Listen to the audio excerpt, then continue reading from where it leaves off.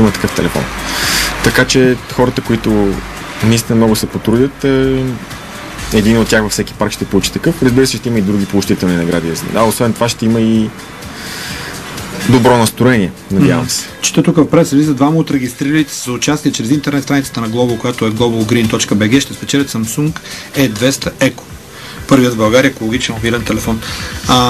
Маги, ти си известна със своето екологично... Аз си търсих такъв телефон преди 4-5 години и само такъв намерих, че има в Япония. И доста се интересувах дали ще мога да го ползвам в Европа. И това е било преди доста време. Да и не успях, така че може би този наистина ще си го взема. Обаче... покажи това. Моя е много скапан, обаче е чудесен, ако имаш бебета, защото вече е супер издръжлив и не се чупи. Но ще си го смена за екотелефон, естествено. Добре, какво друго ти е екологично? На мене? Да, разкажи ни вкъщи нещата, които използваш. Кружките ви какви са? Аз в никакъв случай не съм идеална. Но, за мен, аз правя всички тия дребни неща, за които всички говорят, да си изхвърлям боклука разделно, опитвам се да карам повече колело, карам хибридна кола, която е малко по-чиста. Това, което правя е, че се опитвам да не си купувам много неща, не взимам. Примерно, Юлия е на 2 години и до сега не съм ми купила нито едно нещо. В смисъл? Нито едно не съм ми купила обувки, не съм ми купила дрехи, абсолютно всичко са ми го давали хора. Кърмила съм я и над една година. И памперсите ли ви ги дават? Моля? И памперсите ли ви ги дават? Памперсите са ми... използвани? Те са от плат. Сладур, верно? Да. Прави си ги ти? Не, те са... Съжалявам, че нямам в чантата на Марко, но... Да, не използвам памперси. Такива, които са за еднократна употреба, не съм използвала. Но моето много голямо желание е бизнесите, с които се занимавам, те там, където наистина има, как се казва, наистина можеш да повлияеш, защото е нещо много по-мащабно и примерно много искам сега на клуба да си сложим слънчеви батерии. С биопродуктите, с които се занимаваме, биоземеделието е много по-чисто земеделие, тъй като при него почвата не се унищожава. При индустриалното земеделие почвата, това е един огромен световен проблем, че почвата се унищожава и т.е. за бъдещите поколения няма да има на какво да си отглеждат храната. Така че исках да кажа, че за мен най-важното е, ако мога в бизнесите, с които се занимавам, там да ги поизчистиме малко, доколкото е възможно, да станат по-устойчиви. И това е бъдещето. Устойчивото развитие е бъдещето. Екологията. Добре, какво мислите за... Казахме ли всичко за инициативата? Малко или много, да. Заповядайте. 23 globalgreen.bg на www.bg може да прочетете за всеки парк, къде точно е сборния пункт. Вито ще казахме, че е на Дендарариума, така че всеки е добре дошъл. И разбира се, трябва да се знае, че всеки един от тези природни паркове си има някакви проблеми, свързани с това той доколко е опазен и доколко е изправен пред някакви опасности. Да речем, Витоша има опасност там да се развие един нов голям ски курорт, който е в пъти по-голям от това, което ние имаме там. Много се радвам, че говорим за това, защото не са боклуците истинската опасност. Истинската опасност за България са няколко зловещи архитектурни проекта, които са замислени за някои от най-красивите места в България. Да, кои сте? Едното е на Рилските езера и другото е на Витоша.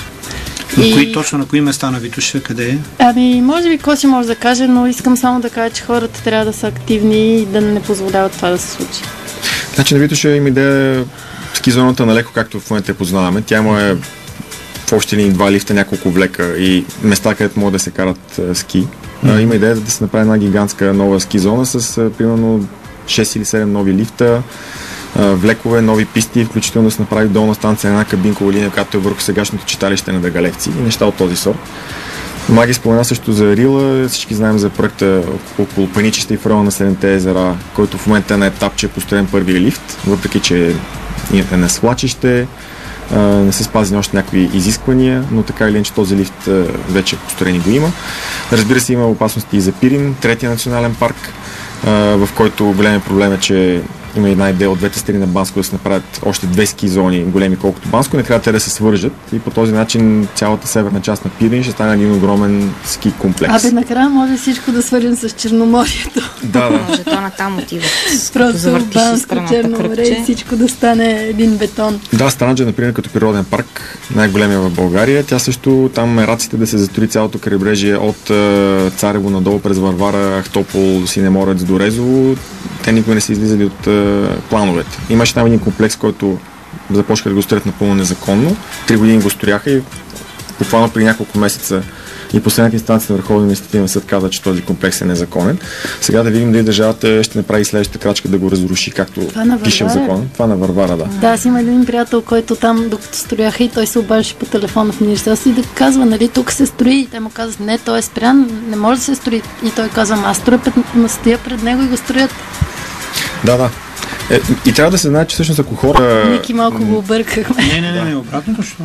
Хората трябва да знаят, че ако нещо, което се случва и те го видят, не трябва да се случва, трябва да казват, да не си мълчат, да не го споделят само с приятели, наистина да си дига шум. И хората, които смятат, че пък от, да речем, протести за български природа няма смисъл, също трябва да знаят, че не е така, защото очевидно след толкова много години на мъки, в които само стоим и гледаме как български природа постепенно някой лакомо изяжда, вече така се чувства, че достигнат им преломен момент. Може би икономическата криза помогне с това, не знам.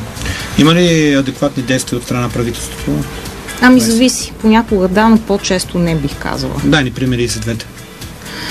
Има един пример, този комплекс, който се спомена на Варвара. Там нещата можеха да не се случат. То в момента стоят тия сгради почти завършени, като един паметник на това как не трябва да се прави.